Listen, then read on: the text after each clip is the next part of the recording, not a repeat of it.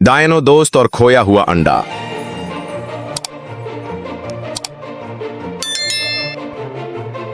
बहुत वक्त पहले की बात है, जब इंसान अब भी जमीन पर नहीं आए थे। एक छुपी हुई वादी हुआ करती थी, ऐसी जगह जहां कोई खतरा नहीं था, बस परिंदों की चहचहाहट, पत्तों की सरसराहट और झरनों की आवाजें गूंजती थीं। उस वादी में हर किस्म के डायनासोर अमन से रहते थे।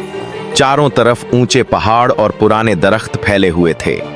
इस हसीन वादी में रहते थे तीन पक्के दोस्त, ट्रिक्सी ट्राइसेराटॉप्स, होशियार, ख्याल रखने वाली और आइडियों से भरपूर रेक्स टायरेनोसोरस रेक्स, बहादुर, वफादार और ताकतवर स्पाइक स्टेगोसोरस, नर्म दिल, जिज्ञासु और हमेशा गहराई से सोचने वाला। ये तीनों न सिर्फ दोस्त थे, बल्कि एक टीम थे जो हमेशा नई जगहें खोजते और दूसरों की मदद करते।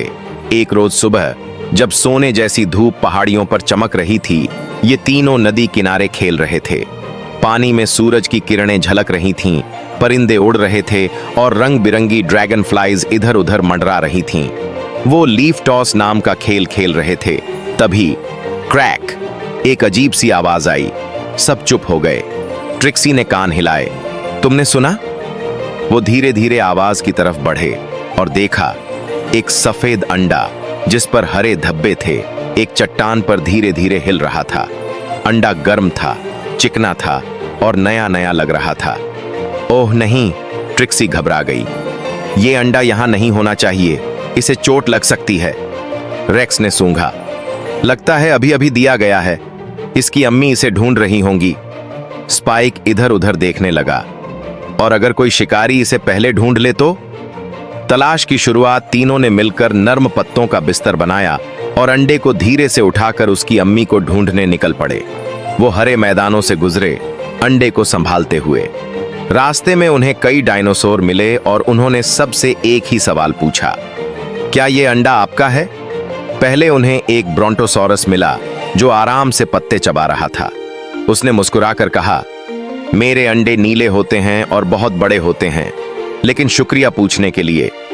फिर वो पहाड़ी पर चढ़े जहां एक प्टेरोडैक्टिल का घोंसला था। उसने पंख फैलाए और कहा, मेरे अंडे तो पहाड़ों और दरख्तों में होते हैं, ये मेरा नहीं है। वो आगे बढ़ते रहे, कीचड़ से, अंधेरी गुफाओं से। उन्हें एक हंसमुख एंकिलोसॉरस मिला जिसने उन्हें बेर दिए। एक ऊंघता हुआ इगुआनोडॉन मिला जिसने कहा, मैं तो अंडे देता ही नहीं। और एक चिड़चिड़ा पैकीफेलोसॉरस मिला जो बिना कुछ कहे चला गया। लेकिन किसी ने भी अंडे को नहीं पहचाना। गहरा जंगल, कई घंटे बीत चुके थे। सूरज ढल रहा था, आसमान नारंगी हो गया था। हम हार नहीं मान सकते, ट्रिक्सी ने धीरे से कहा। मैं थका नहीं हूं, रेक्स ने गुर्राते हुए कहा, जबकि वो साफ थका हुआ लग रहा था। स्पाइक ने आंखें मिचमिचाईं। चलो गहरे जंगल की तरफ चलते हैं, अभी वहां नहीं गए।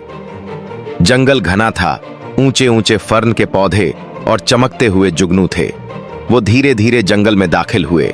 तभी एक हल्की सी आवाज आई, सिसकी सिसकी हिचकी।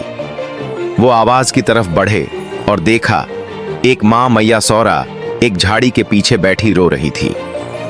मेरा बच्चा, मेरा अंडा खो गया, वो कह रही थी। ट्रिक्सी आगे बढ़ी। क्या वो अंडा सफेद था जिस पर हरे धब्बे थे? मां की आंखों में आंसू भर आए।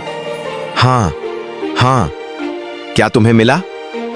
रेक्स ने अंडा उसके सामने रख दिया। मां ने देखा और चीख पड़ी, मेरा बच्चा। नई जिंदगी की शुरुआत। जैसे ही मां ने अंडा छुआ, फिर से क्रैक की आवाज आई। सबने झुककर देखा। अंडा धीरे धीरे फूट रहा था और फिर उसमें से एक नन्हा सा डायनासोर बाहर आया। उसकी आंखें झपक रही थीं और उसकी मुलायम हरी चमड़ी सूरज की आखिरी रोशनी में चमक रही थी। मां की आंखों से आंसू बहने लगे। उसने अपने बच्चे को नर्म से छुआ। तुम लोग मेरा बच्चा वापस लाए, उसने धीमे से कहा। आज तुमने एक जान बचाई है। सितारों के नीचे जश्न। उसी रात उस मां डायनासोर ने तीनों दोस्तों को दावत पर बुलाया। ट्रिक्सी और स्पाइक ने मीठे पत्ते और फूलों का खाना खाया। रेक्स को उसके मनपसंद बड़े रसीले फल मिले। सब हंसे, किस्से सुनाए और वादी के ऊपर तारों को निहारा। उस दिन से ट्रिक्सी, रेक्स और स्पाइक की बहादुरी की कहानियां पूरी वादी में फैल गईं और वो नन्हा डायनासोर, वो प्यार में पला बढ़ा और उसे हमेशा ये कहानी सुनाई जाती रही, उन 3 डायनासोरों की जिन्होंने कभी हार नहीं मानी। खत्म।